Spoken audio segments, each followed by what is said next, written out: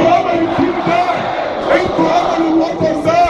مصر امل الاسلام، وانتوا امل مصر.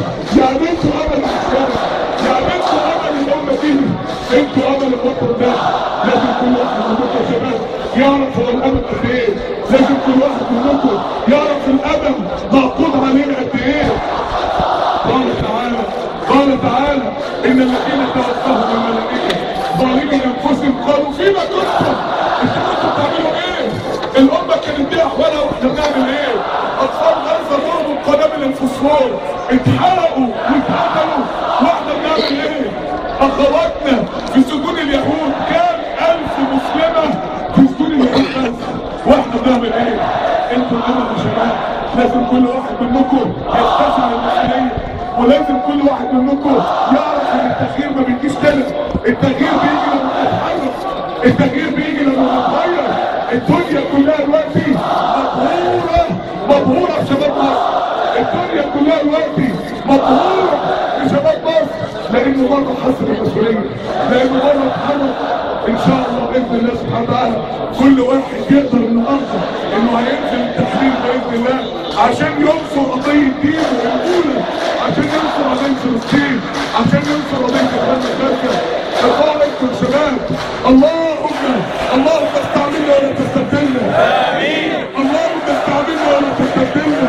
امين. اللهم استعملنا ولا تستبدلنا. امين. اللهم انصر بنا الاسلام. امين. اللهم اعز بنا الاسلام. امين. اللهم ارفعنا بالاسلام. امين. وارفع بنا الاسلام. امين. اللهم حمل فلسطين على ايدينا. امين. اللهم اعد المسجد الاقصى على ايدينا. امين. اللهم استخدمنا لنصرة دينك في الارض. امين. اللهم اجعلنا من جندك المخلصين. امين. اللهم عليك باليهود ومن والاهم. امين. اللهم عليك باليهود ومن والاهم. امين. اللهم استعملنا ولا تستبدلنا. امين. اللهم لا تستبدلنا. امين. اللهم لا تتولى عنا.